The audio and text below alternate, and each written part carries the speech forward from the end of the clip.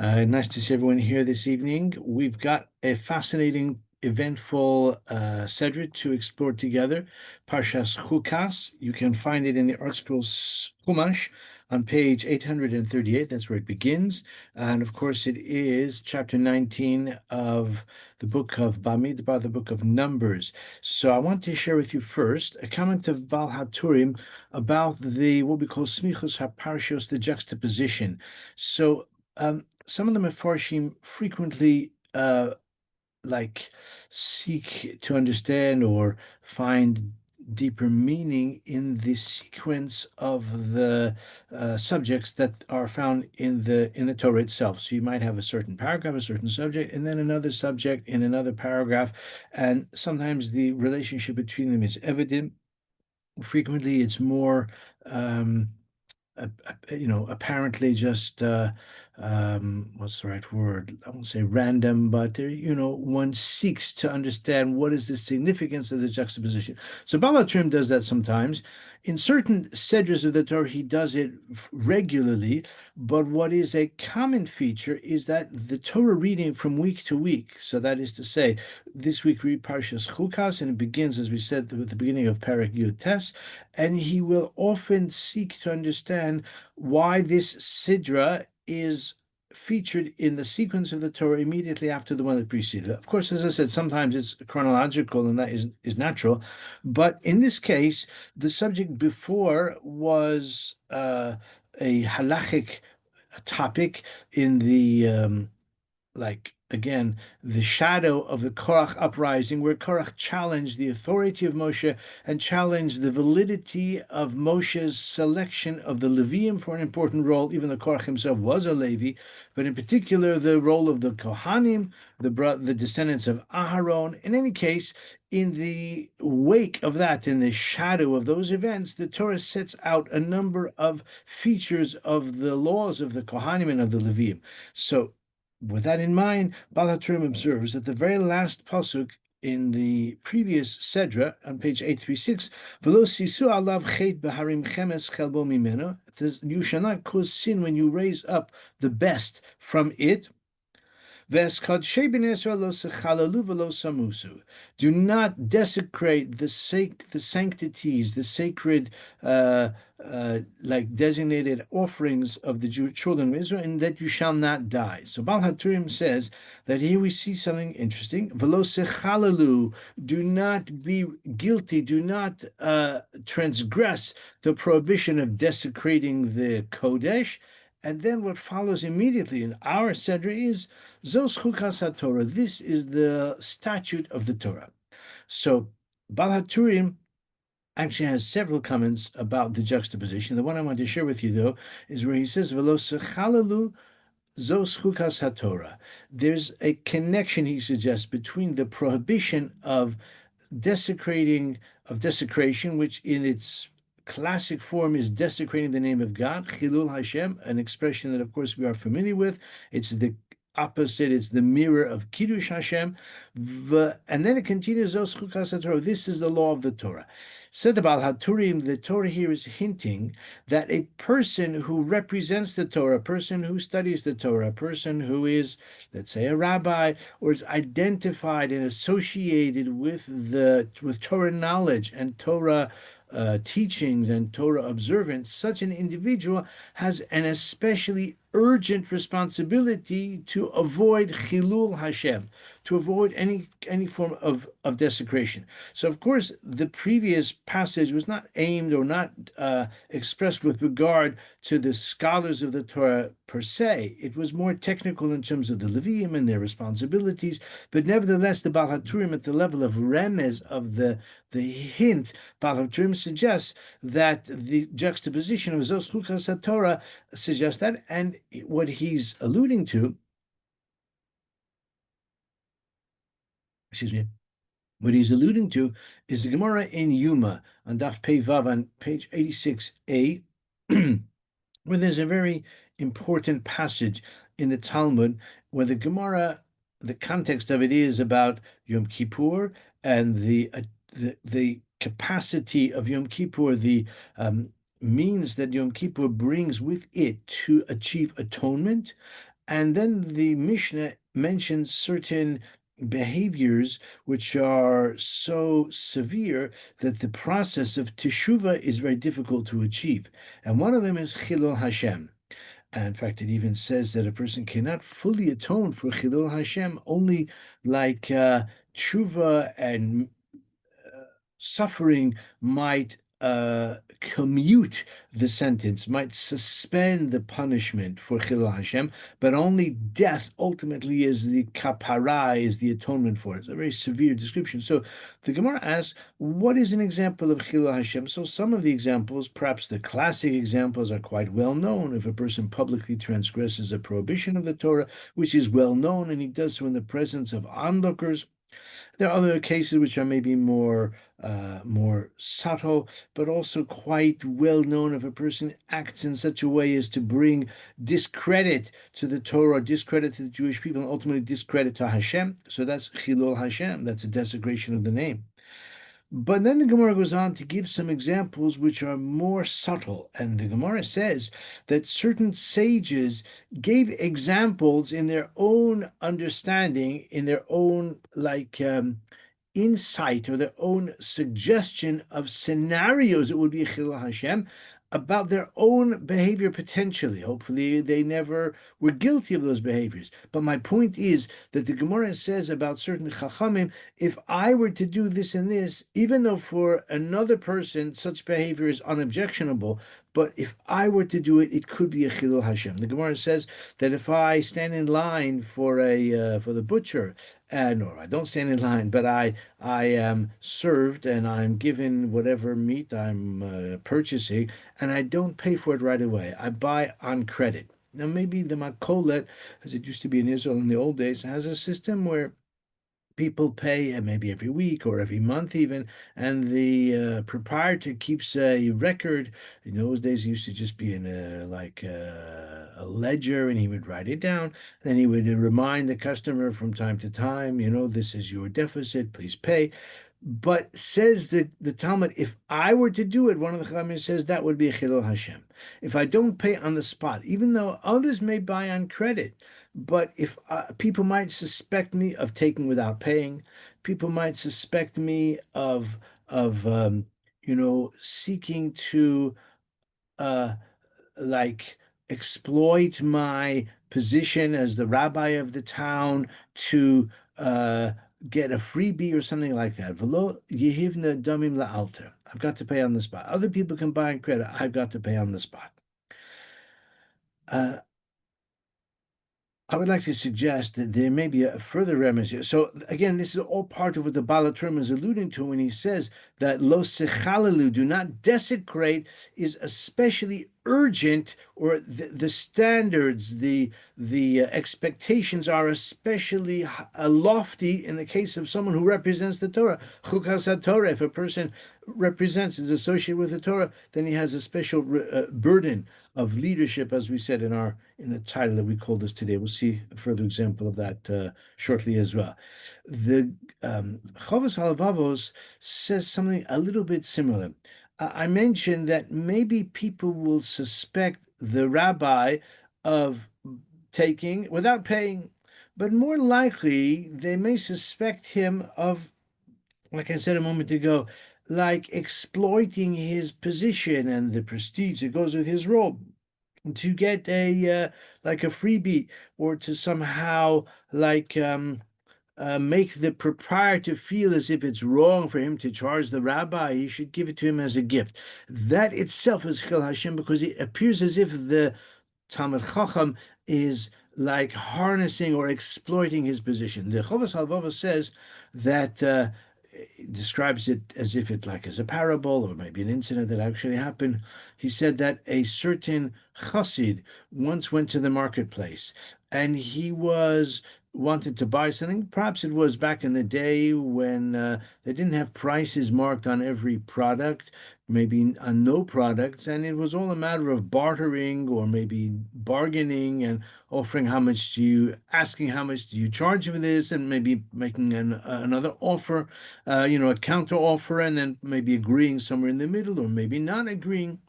It was maybe in that kind of shuk sort of experience. And anyway, he wanted to buy something and he asked the proprietor what's the cost, and maybe he suggested another cost. So, according to the way the Chovos Halvavos describes it, another person, maybe an onlooker, said to him, Vaterlo kihume anshe hachasidim, said to the proprietor, to the shopkeeper, like, give it to him for a lower price, or maybe even give it to him outright as a gift, because he's a Talmud Chacham. So the sage said, Basi liknos b'mamoni lo b'torasi. I came to purchase with my money, not with my Torah. It could be also even that, where a person, a proprietor, maybe is urged or possibly even kind of intimidated into selling at a lower price because he's been advised or he's been encouraged to do so because his putative customers are Talmud Chacham. But that also is wrong, because ultimately the rabbi is exploiting his position in that way. Of course, if the person wants to give it to him or they agree on a price, fine. But that's what the Chovos Halvavos says, that when in a scenario in which an onlooker, a third party, says, give it to him, give him a discount because he's a scholar, he's a saint, he's a righteous person. So a true tzaddik will not take even that kind of advantage. So that's what the Baal HaTurim says is the remez v'lo sechalel zos chukas haTorah. Now I'd like to turn to the one of the very well-known passages in our Sedra, and indeed in the whole Torah. And that is the short, tragic exchange between the people at Moshe with some divine instruction and some divine comeback as Rozal. I'm talking, of course, about the Chet Me Meriva, the sin of the waters of strife. The Torah relates, I'm looking at the beginning or near the beginning of chapter 20. Actually, it is the beginning of chapter 20, which can be found in your Stone Chumash on page 842. The whole nation, the Jewish congregation, they all arrived in a certain place, a certain district, Midbar Tzin, in the first month. Vayishav ha'am, and they settled down in a certain place, and Miriam died there and she was buried there. The next pasuk says that the people began to contend with Moshe. Vayarev ha'am. That's what's called Mei Meriva. The people contended with Moshe, and they said, if only we die in Egypt. You brought us to a place where there's no agricultural yield, there's no water even to drink, there's not a place of agricultural productivity. You were telling us about flowing with milk and honey, but where we are now, there's nothing. And it is evident that suddenly the lack of water became a crisis. Why mapitom, as we say? So Rashi mentions that according to the Gemara, that the water that they had during all of their wanderings in the wilderness, it was, according to our tradition, it was like a mobile wellspring, some miraculous feature that ensured that the people had ample water. They had a wellspring that traveled with them, and that was in the merit of Miriam. With the death of Miriam, the water dried up, so therefore the people were thirsty. They were desperate. Okay, they were a bit, you could say, kvetchy as well, because they didn't put it to Moshe in the most dignified or respectful way. But okay, we've already encountered many times the Jewish people are a cantankerous community. So in Pasuk Zayin, Vayidema Hashem Moshe lemar, so Hashem spoke to Moshe and he told him, Kacha samateh, take the staff, gather the people, you and Aaron, speak to the rock, le'inehem, in their sight, v'nasan meimav, and it will yield its water. Even though rocks and boulders, cliffs don't normally yield water, but this one will. V'otzei salehem mayim min hasela, bring out water for them from this rock. V'ishkisas ha'ida v'esbiram, and enable them to drink. Moshe took his staff as Hashem instructed him. He gathered all the people. So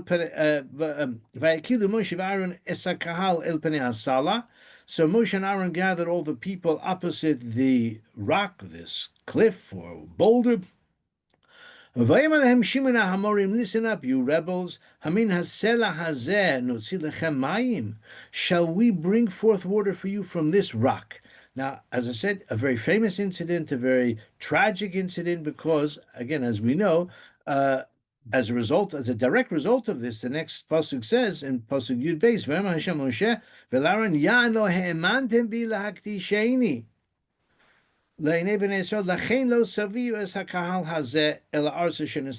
Because you did not cause them to believe in me, to sanctify my name, therefore you won't bring the people into the land that I've given them. Now, there are a number of hints earlier in the Torah that Moshe was ultimately not going to have the merit to finish the task that he began, but this is the only place, well, the first place at least, and really this is the only place because it's referred to more than once, where the Torah says that explicitly. In other words, according to the Drash, there are a few hints, according to Rashi, earlier events that already foreshadow the fact that Moshe would not bring them in. But it is only in our passage that the Torah says so explicitly, and the reason is because of this tragic event. The perplexing thing is the tragedy is not really clear. What he did wrong is not clear. What they did wrong is not clear. So much has been written about it. I want to share, of course, what haTurim has to add. I would like to elaborate upon it a little bit. So haTurim, in one of his classic approaches, quotes the Masores, that, as we know, is the notes, the marginal notes that are found in some early editions of the Chumash, even long before the printed editions were available. There were exceedingly meticulous readers of the Torah. We don't know who they are by name. One of them is called, I think, Ben Aharon, and they were the Tiberians, because it seems it was in Tiberia where this project was undertaken. And they read the Torah and all of the Tanakh with such meticulous care that they compiled a list of words that appear in more than one place, in a particular form, or sometimes in a slightly different form, and letters that were unusual, etc. We've had occasion to remark on this in the past many times. So haTurim is one of the Mefarshim who often draws on the Masoretic tradition, and he reveals or he suggests a deeper meaning. Hamin, that is the rhetorical Hamin ha'etz. Shall we bring forth shall we bring forth water for you from this rock? I'm sorry, I mean ha'etz. Sorry, I'm tipping my hand. Hamin hasela hazen mayim. From this rock shall we bring forth water to you. So the haTurim observes that the Masoretic tradition records that word hamin, in the rhetorical sense, is found in two other places, three places altogether. One is here. The other I already said, and I'm sure you know already, Hamin ha'etz. Hashem said to Adam and to Eve, we're addressing Adam initially, Hamin ha'etz, and he passed the buck and he blamed Chava. And it's true, Chava did give it to him, but it was his own sad fault for eating from the tree. But Hashem said, Hamin ha'etz, did you eat from the tree? There's one other place, and that is in the book of Malachim when there was a famine. And there the people said, Hamin hagoren omin hayakev. Is there from the threshing floor or from the wine press? Meaning, is there anything to eat? Is there any productivity? Is there any yield, or are we going to starve? Is there anything from the threshing floor, meaning grain with which we can bake bread, or from the wine press? Okay, probably wine press is not as essential for survival, but wine was an important part of what they consumed, and it was anyway just a way of saying, is there any productivity, or are we going to die of famine? Hamin hagoren omin hayakiv. So those are the three places where the word hamin appears. So it says haTurim that what they have in common is hamin ha'etz. Of course, Hashem said to Adam, did you defy my word? Did you defy my command? Hefer tzivui, to defy or to violate my command. And he only had one command: don't eat from that tree. And of course, that's what he did. So Hashem said, Hamin ha'etz. So the remez is that here as well, when Moshe said, Hamin ha'sela, of course, without perhaps realizing it, Moshe was guilty of a severe transgression. Now, I'm sure that Moshe's motivation and Moshe's level, it was an exceedingly subtle error and example of wrongdoing. Nevertheless, the fact that it was wrong is incontrovertible because as we've seen already, Hashem says to him, because of what you've done, you will not lead the people into the land. So just as Hamin Ha'etz is Hefer Tzivui here too, and just as when it says Hamin Hagor and Hamin Hayakev, there was a famine, so here too the people were saying that this is a land, Eretz Tzia Bli Mayim, a land which is thirsty, which is scorched, Bli Mayim, with no water. Because again, in the absence of water, they looked around and they said, actually, other than the wellspring, which is now dried up, there's no hope of any kind of hydration here. We're going to die, we and our livestock. So that's the connection between the word hamin. Again, at one level, for one aspect, it was a violation, it was a transgression of the divine command. Although in Moshe's case, really what the violation was itself is not so clear, which we're going to actually take that up on Shabbos for those who are with us on Shabbos, but it's not exactly for now. And the other common feature is that just as in the Malachim, it's talking about a situation of famine, here too, there's the drought, there's nothing to eat. Says about haTurim, furthermore, it's also a semech, it's a support for the opinion in the Talmud about what actually was the Eitz Hadas. What kind of tree was it? Was it a mango tree? Was it a cherry tree? What kind of tree was it?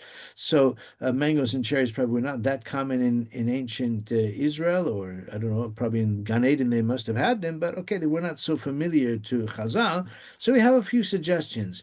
Uh, Two of them are found in Chazal. There are more than two, but two opinions that are found in Chazal says about haTurim. One of them is chita, one of them is wheat. Although wheat is not normally considered as growing on a tree, but we do find that the wheat stalk is likened to a tree, is called a tree in a certain instance.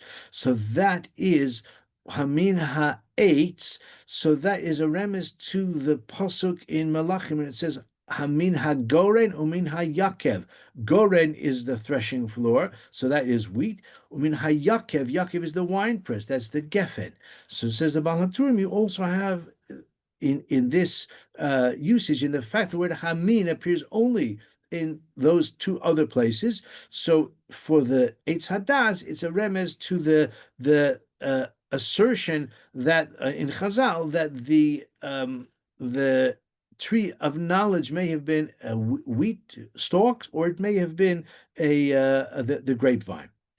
I want to suggest something much more profound here as well, and that is, of course, the Eitz Hadas is the seminal transgression, even precedes the first homicide, the first fratricide, when Cain killed Hevel. But this Avera precedes that, even, of course, they hadn't even hardly been created, and already they sinned in Gan Eden with the Chet Eitz Hadas.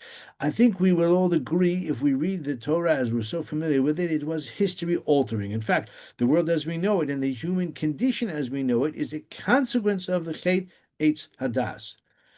I'd like to suggest that the Baal HaTurim is hinting here to the fact that the same is true with Moshe's Chet as well. I'm not saying it was as onerous or as flagrant, but there is a common feature, because according to the Mefarshim, I heard it in the name of the Sfas Emes. I found something in the Sfas Emes along those lines. I possibly didn't find the full place where this is explicated in greater detail, but I heard in the name of the Sfas Emes that many marvel at Rashi's assertion that the chet was that he struck the rock. Now, it's true that Hashem told him speak to the rock, and he struck the rock twice. But it's also true Hashem told him take the staff. Why does he need to take the staff if he's just going to talk to the rock? What's the purpose of the staff? The implication clearly is that the staff he's supposed to make use of the staff. And the Ramban and others ask other questions on Rashi as well. So even though Rashi's explanation is probably the best known, that the Chet of Moshe was he struck the rock instead of speaking to the rock, but many have wondered, where is the severe transgression in that? So the Sfas Emes says that actually the Jewish people were uh, described were characterized as having the power of speech as opposed to the power of the sword. Where is that? Of course, you know when Yitzchak said, Hakol kol Yaakov. The voice, that is the endowment of Yaakov. V'hayadayim yedei Esav. But power of the fist, of the hands, of the arms, the armaments, that's the kingdom of Esav. Moshe's ultimate objective was to inculcate within the Jewish people the Kol Yaakov. He did quite well, and you know, I'm sure there's no one else on God's earth who could have done better. But when they were on the cusp of entering the land of Israel, that was Moshe's opportunity to put behind them Yedai Midei Esav and to focus only on a Kol Yaakov.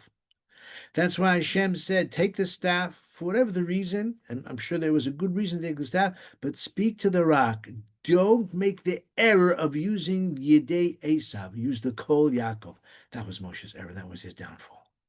Because at the time when he had nearly succeeded in elevating Klal Yisrael to the exalted position, having eaten the manna from heaven for all those years, even though, of course, the extended sojourn in the wilderness was not for reasons of